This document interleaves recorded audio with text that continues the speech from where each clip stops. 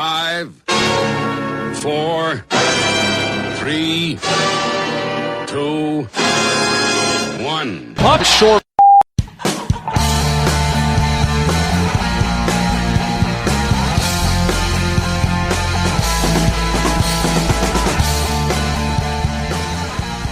Hello everyone and welcome to a brand new episode of the One Puck Short podcast. It is Monday the 7th of March 2016 and as always I'm your host Rob McGregor.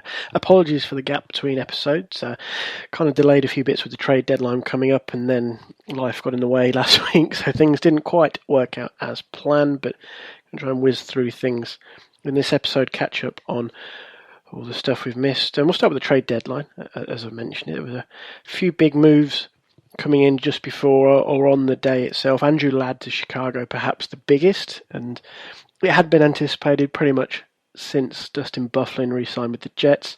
Winnipeg got Mark Dano, a first and a conditional pick, which will go on to become, I believe it's a third-round pick if the Blackhawks win the Cup, and you can understand why Jets GM Kevin Cheveldayoff might take that bet, given that it's the Blackhawks. And not only did they add Ladd, but they also added Christian Ehrhoff, who they swapped for Rob Scuderi. Dale Weiss and Thomas Fleischmann also joined the Hawks from Montreal. So the Blackhawks got significantly better, I think it's fair to say. Ladd, Taves and Hossa is a mouth-watering line. This is a kind of line that can really beat you at both ends of the ice. And you've got Pat Kane in the mix as well. It's significant. It's significant. They're big adds for that team, and Corey Crawford's been great this year at the back. Obviously, they've got Duncan Keith and Brent Seabrook as well, Hjalmarsson, and a lot of people are finding it very hard to see past the Blackhawks right now, with good reason. But another team doing pretty well right now, the Anaheim Ducks, didn't make a big move at the deadline. They added a couple of small pieces, and the biggest thing for them, I think, is getting Ryan Getzlaf scoring again. He's had a much better second half to the season. They've been getting pretty decent goaltending all year from John Gibson and Frederick Anderson, but they had a lot of offensive problems. Ryan Getzlaf was first star for the week for the week before last. Cam Talbot was first star of the week just gone, with Mark Scheifele and Brent Burns second and third respectively. But the week before that, as I mentioned, was Ryan Getzlaf. He was first star for the week. He led the NHL in scoring for that calendar week, and he's just generally been a heck of a lot better of late. Corey Perry is scoring again, and as Greg Wyshynski kind of hinted at with the World Cup rosters, not including Perry in that Team Canada Premier roster might be the best thing for the Ducks, because he's the kind of guy who will probably take it personally and prove a point. So Bob Murray maybe wants to thank some of his Team Canada compatriots for that one. The Kings second in the Pacific. Now that's how well Anaheim have recovered. I mean, they were nowhere for half the season. Right up till Christmas, they were really struggling, or just before Christmas, they were really struggling. But since then, they've been in an absolutely incredible tear. They're 10-0-0 in their last 10. They're on an 11-game winning streak. It's just been an incredible turnaround for them. As I said, they now lead the Pacific. The Kings sit second. They've been, chugging along nicely. As I said, they added Scuderi in a trade for Ehrhoff, who they had waived. So it's a pretty straight swap there. I think nobody was going to really lose out, so to speak, because both players have been waived by their respective clubs. And, it's just the Kings. What do you say? They added LeCavalier and Shen earlier in the season, both of whom have been playing well. And LeCavalier's got a second win going on right now for the Kings. And then third in the Pacific, San Jose, who are looking pretty strong right now. They're on 76 points, and you've got to say that top three now looks pretty secure.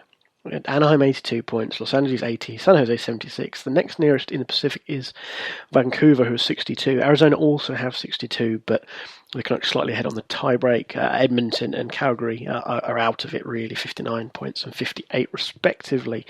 But yeah, it's quite the division this year. It's been a horror show for a long time. Arizona kind of hung in there for a while, and a lot of people were kind of hoping that little story would carry through, but as it is, the three teams from California have risen to the top. In the Central, as we mentioned, Chicago, Dallas added Chris Russell at the deadline. This was one that was very closely monitored by a lot of people, and regular listener Daniel Holt fired in a question asking how I felt about the trade. Now, a lot of people weren't big, or sorry, should I say, a lot of people from the advanced stats community weren't big on this move. They felt that the players Dallas gave up, the pick for Chris Russell, whose advanced stats aren't great, and they kind of snark at the idea that a guy will block a lot of shots, and it was that kind of a move where it was almost old school attitudes versus new school ones with the advanced stats and so forth. But the Stars were kind of in on Russell and on Dan Hamhuis, and I'll come to Dan Hamhuis in a minute. But I think Elliot Friedman made a great point. He's 28, but Dan Hamhuis is pretty beaten up. So by comparison, they've not got a bad player in this mix. A guy who is pretty serviceable over the years. He hasn't had too many massive injuries. He's had a couple here and there. He missed 8 games earlier this season due to injury, a lower body injury specifically. But generally he's been pretty durable. A couple of years ago he missed some time with a sprained MCL. But he's a guy who's done okay. He's done okay in Calgary, and I think on that Dallas team with the players they have, the coach they have, I think is significant here. I know the goaltending's been a bit wobbly of late, but I think he'll be okay there. He'll be an okay fit. And to be fair to Calgary, they did a great job pumping up his value, and they got Jiri Jokipaka, prospect Brett Pollock, and a conditional second-round pick from the Stars. And Jokipaka can play pretty much straight away. He's a very competent defenseman. Pollock could do well for them, and obviously a pick. I think that becomes a first if Dallas make the conference finals and Russell plays more than half the games, if I remember rightly. So, that's a good haul for the Flames, especially given where they are. Obviously, they moved Jiri Hudler as well, which I'm not overly surprised at. He hadn't been as strong this year, and as a veteran player on an expiring deal, he didn't necessarily help Calgary moving forward. He had a great year last year, helped them be that surprise package that made the postseason, but this year not as good, and as I said, he's not really going to help them a great deal moving forward. So his move to Florida was not necessarily surprising. I think that maybe it was the Panthers who went in, possibly a little surprising per se.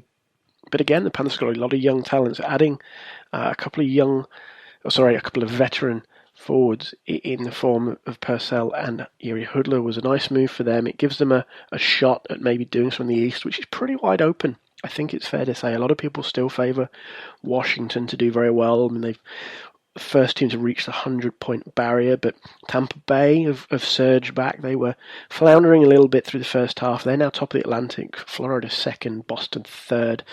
And as I said, you look at these teams like Washington and Tampa, and they're probably the favourites. The Penguins are doing extremely well at the moment as well. I think they would be on a lot of people's radar as a result of what they've done in the last couple of months since Mike Sullivan took over. But the Panthers have got a shot.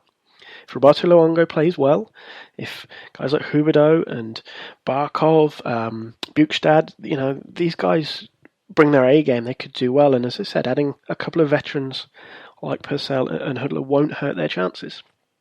So those ones to look out for. Maybe the Panthers come the postseason. They've done well all year and defied logic a little bit. I mentioned Pittsburgh, of course, they added Justin Schultz. I like that move. His opportunity to work with Sergei Gonchar, I think, will help get his career back on track. Of course, Gonchar, one of the better offensive defensemen of the last few years, or last few decades, should I say. Good opportunity there for Justin Schultz. Also in the Metropolitan Division, Eric Stahl moved to New York Rangers again. There was speculation that Carolina would cash in on Stahl. He had a little bit of a dip in terms of raw numbers, but his possession numbers have been pretty solid all year. He scored his first goal for the Rangers on the weekend against the Islanders. And he's generally considered to be a pretty solid pickup, and I think that's fair. They had the room to take him on. He's a veteran presence. He works hard. As I said, his possession numbers are still pretty strong, even if his points totals have dropped slightly. So it's an interesting addition for the Rangers, who are battling without Henrik Lundqvist at the moment. That's probably the more significant point of the two, is how long Lundqvist's out with that neck injury sustained in the game against the Penguins on, was it Thursday night? So, hopefully not too long. They don't seem to think he'll be out too long. He's missed a couple of games. But the Rangers are an interesting one, I think, heading into the postseason. Obviously, we talked about Dan Girardi and Mark Stahl on here before, and it's whether they can compete with the speed of teams like Tampa and Washington. And again, that's kind of the Rangers' weakness. But if Rick Nash gets healthy, he's been skating again. Obviously, adding Stahl, it's a curious one, and they could do very well in the right circumstances. But again, they've kind of got to figure how to combat some of the teams around them, like the Caps, who've got a lot of speed, because I think they've got the brawn to match up with some of the Western Conference bigger horses, but not necessarily the speed to match up with some in their own conference. I was kind of drifted between East and West a little bit. I'm going to drift back West again now. James Reimer joined San Jose. There were people who wondered if it would be Bernier who moved, but the Toronto Maple Leafs seem to have backed Bernier. He's got one more year left on his contract with the Maple Leafs. So I wrote a piece on the blog today at onepuckshort.wordpress.com about the Leafs goaltending situation. Obviously, Bernier could or could not be a big part of that, depending on how he fares over the next 12 months. Reimer also could still be part of that. He's not had the best start in San Jose. He's had a bit of a dip over the last month, but in general terms, he's had a very good season. He's improved. Using his head trajectory is the big one here, and people may have heard that referenced a few times. He is one of the goaltenders who's embraced it, and he looked a lot better for it for most of the season with Toronto. As I said, a bit of a blip over the last few weeks, but it's interesting to see how he manages in San Jose. As noted earlier in the podcast, the Sharks are doing very well right now, but they need Reimer or Martin Jones to step up. Neither are necessarily proven at this stage of the season. Reimer, I thought, unfairly treated during the truncated 2012-13 season. And talking to people closer to the Leafs than I am, they kind of got the impression the club didn't believe in Reimer after that infamous 2013 defeat to the Boston Bruins. That was what triggered them to sign Jonathan Bernier. But here we are. He's got another opportunity in San Jose to maybe do something, and we may even return to the Leafs. There's a lot of people who believe that is his preference, to go back to Toronto as a free agent in the summer. If he does well in San Jose, it pushes his value up. He may end up somewhere else. But equally, if he does well there, that may change some attitudes about him with the Maple Leafs. Colorado also made some significant moves before the deadline. They added Sean Mathias in the days leading up to the deadline. But the most significant move they made was adding Mikhail Bodka. Bodka was one of the most coveted free agents leading up to the deadline. He's a UFA in the summer. Apparently he's looking for around $6 million per season. Some of you may have heard Kat Silverman and I discussing that on the last One Puck Short podcast. But anyway, he moves to Colorado. He's got a lot of speed. It's a kind of a frightening thought to think that he plays on the line with McKinnon and Landeskog is now the slow one. So that's a slightly scary thought, especially if they then swap Landeskog for Duchesne. And Duchesne and McKinnon have played on the line together this season. So there's potential there for Colorado. Ums and ahs over whether they might re-sign the Danish winger, who's never had 20 goals, interestingly. I hadn't realised that until that last episode speaking to Kat, and you look a little deeper, and his numbers are okay, but for $6 million he's asking a lot. But the Avs went all in. They took a chance on acquiring him. Very disappointing loss for the club at the weekend against Nashville. That was a real opportunity to close the gap on the Predators and maybe put some pressure on Minnesota as well, because really it's those three teams, Nashville, Minnesota and Colorado, battling it out for the two wildcard spots, and the Avs lost a big one there, losing that one to the Predators. And they also added Eric Jelinas, though. And this could be a significant one moving forward. They only gave up a third-round pick for him. Jelinas had kind of stalled a little bit in New Jersey. Big body, great shot. As I said, lost his way a little bit with the Devils. So could be a good reclamation project for the Avs, who historically haven't been great in their own end. This is a guy who could maybe help turn that around with Johnson, Barry, Nikita Zadorov when he matures a little bit more. The Avs defense could be a bit better down the line. Calvin Pickard, of course, has taken the starting job from Semyon Varlamov recently and looked pretty good. So there's reason to be optimistic, I think, in Denver, even if the short-term losses or what they gave away to get Bodka made some people frown. And Alex Tanguay had a good start in Arizona, who, again, they've had a pretty solid year, and a lot of people felt maybe a little surprised the Avs gave Tanguay up. He had a better points per 60, I believe, than Bodka, which is what made some people frown at the deal. He's tailed off recently, the veteran winger, and maybe that's part of the reason they moved him.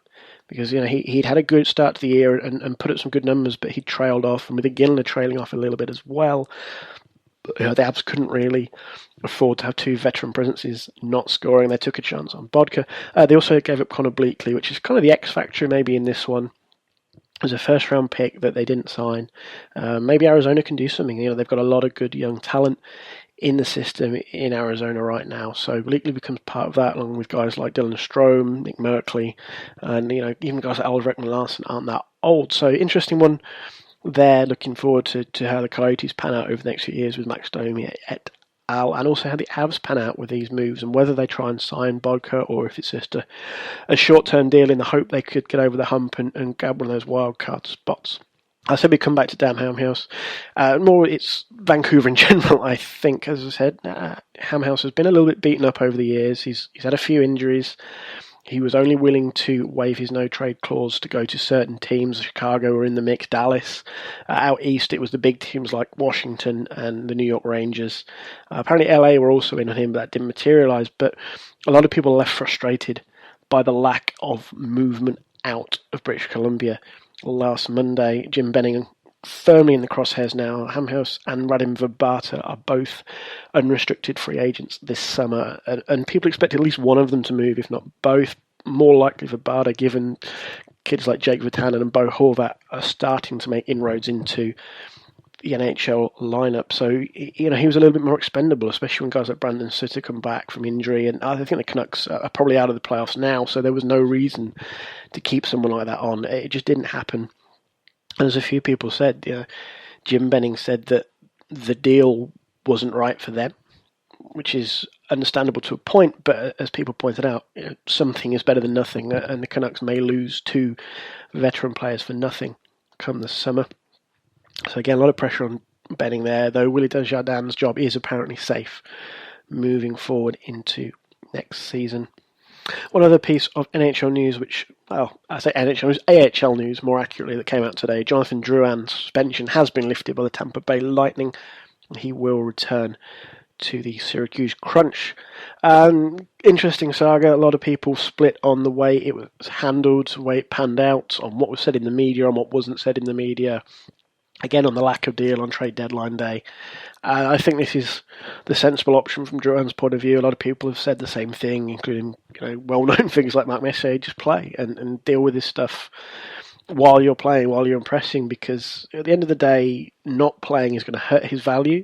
It's going to hurt his development, hurt his career. If you're putting up 20 goals in 10 games, teams are suddenly a lot more interested in trading for you, and several people, including Elliot Friedman, reported that was a barrier to getting a deal done. Teams were just put off putting in a bid for Drouin because he hadn't played, and they didn't know what sort of guy they were going to be getting, whether he'd be in game shape or how sharp he would be. So that was significant. I think this is an important move for Drouin to get back in there and to play with the Crunch. And Steve Yzerman suggested that his olive branch only extended to the Crunch previously, but if he plays that well, can Tampa say no? If they get a couple of injuries, they may have no choice. So interesting to see Drouin back in that lineup for the Crunch and how he fares and what effect that has moving forward. A few people favoured some sort of deal at the draft in June, and again, if he's playing and playing well, maybe that's how it pans out, and he can put his name back out there in the shop window and really impress a few people. So we're going to see how that goes. And I said, if the Bolts get a few injuries, can they really say no? So interesting times in Tampa Bay, I think. One Puck Short is brought to you in association with Eastside Hockey Manager, an in-depth ice hockey management simulation brought to you by Sports Interactive and Sega, developers of the world-famous Football Manager series, available now for PC via Steam. And finally, the World Cup of Hockey rosters, or preliminary roster, should I say, announced last week. And the big one is always who's been snubbed. I mentioned Corey Perry earlier in the show. PK Subban garnered a lot of the headlines, understandably so. I think he's one of the best defensemen in the world, and he's not in that preliminary roster. Very surprising. Brent Burns, also absent from Team Canada. He's second in points among defensemen behind Erik Karlsson. He leads all Blue Liners in goals, and yet he's not on the list either. Surprisingly little chatter about Brent Burns not being in there, but there we go. I guess this is what happens when you've got Dougherty, Keith, Weber, Subban, Vlasic, and so forth. And I like Vlasic, but I was surprised he made the preliminary squad and Subban and Burns did not. Though, as people said, these are only preliminary squads. There are only 16 men of the 23. Several teams picking their 3 goaltenders. I think one of the most interesting ones in the next couple of weeks, months, will be who Sweden take as their 3rd goaltender. I kind of favour Robin Lehner to sneak in there. I think if he plays well, he's looked good since coming back for Buffalo, and not a very good Sabres team, but he's looked all right back there. There is one slot available. Jonas Enroth and Eddie Lack also in the frame. I don't think there's any way that Henrik Lundqvist doesn't start for the Swedes if he is healthy. Jacob Markstrom's been quietly competent for Vancouver, which has probably secured him that 2nd spot. But the 3rd spot is open. And it's going to be interesting to see who the Swedes take. As I said, I kind of feel like it might be Lehner's to take the way he's been playing. It may even be his to lose. So interesting times on that one. Team Europe, almost as expected in a sense. It's really an opportunity to get guys like Kopitar and Chara involved. I think their jerseys are absolutely horrendous. I don't know who thought of that. And there's a few people have said it's kind of like the old Enron logo, which maybe isn't the best image to have. The Czech jersey is also causing a bit of bother because they didn't use the proper crest, so they may be changed. Otherwise, the young stars in Team North America, their jerseys are not for me, despite the strange kind of heavy metal vibe. They're going to be a heck of an interesting team. Hellebuck and Gibson in goal, one of those two is almost certain to start. I think it says much about their ability that Matt Murray is almost an afterthought as the third goaltender on that team. But then you've also got Jack Eichel, Conor McDavid. This is a team which could do something.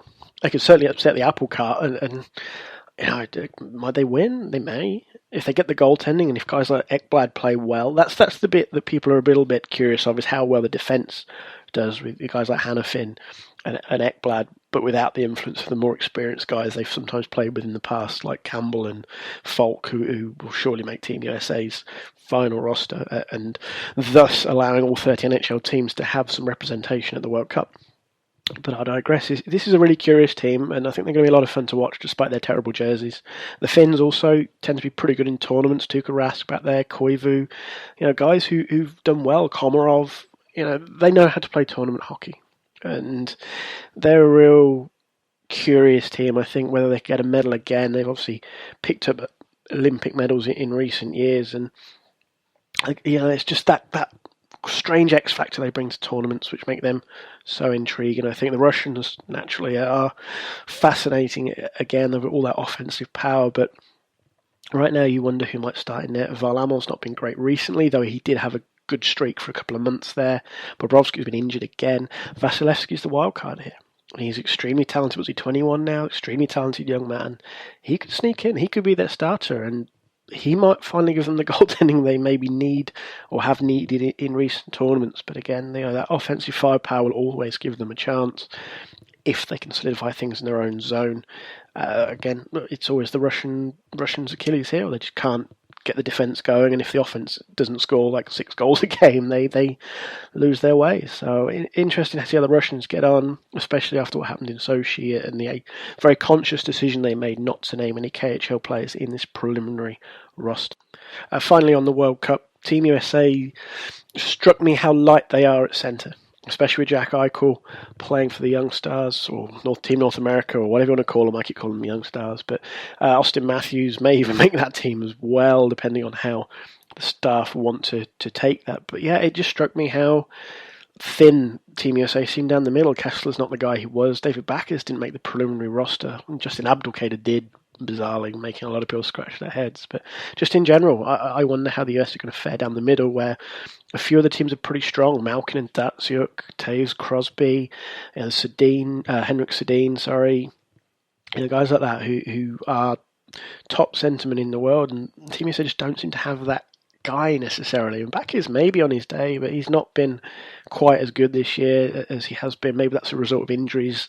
He has had some serious ones in recent times. So interesting to see how they fare. I think they've still got a decent team. If Schneider's healthy again, obviously he's got a bit of a knee injury at the moment, but Schneider or Quick are healthy and playing well. They've got a good goaltender. I might favour Corey Schneider. They went with Quick in Sochi, but I think it's Schneider's chance now to shine. But again, that may depend on how they play defensively. You've got Quick, who's quite active, and Schneider, who's quite passive, and you need to have the right goaltender to fit whatever style they're going to play defensively at the back there. So interesting, little debates, I think, between the pipes, and I'm going to be curious to see, in some cases, who is added. The Russians, whether they bring any KHL guys like Radulov and Kovalchuk, or whether they stick purely with Russians in the NHL, and how some of the big teams fill out their rosters, and who's going to be properly snubbed, and all the outrage and hand-wringing that will go on with that, as well as how teams like Finland do, because, as I said before, they've kind of mastered tournament hockey and getting things done. And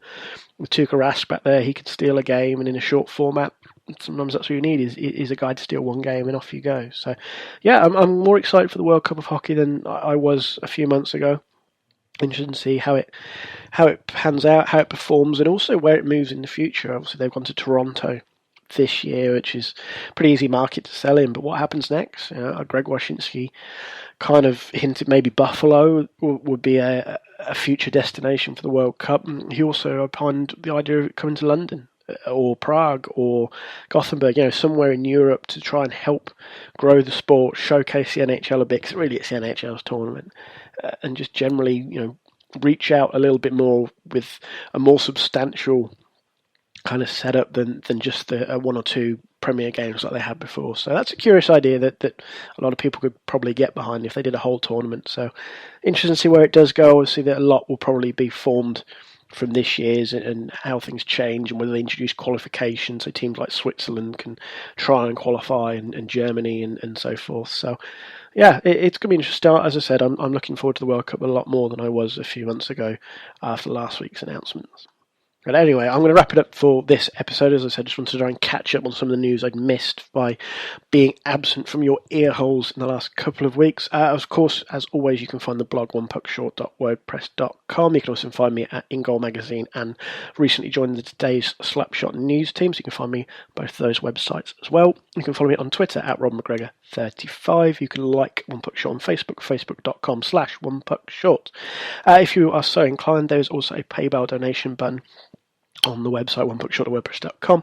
On the right hand side, you simply click on the PayPal logo. It takes you to the page. If you think we're worth £1, £10, £100, $20, whatever, it all helps to run the show. It all helps towards running costs, equipment, and yada yada yada yada yada. It is what it is. As I said, if you think we're worth something and you enjoy what we do, then please consider donating.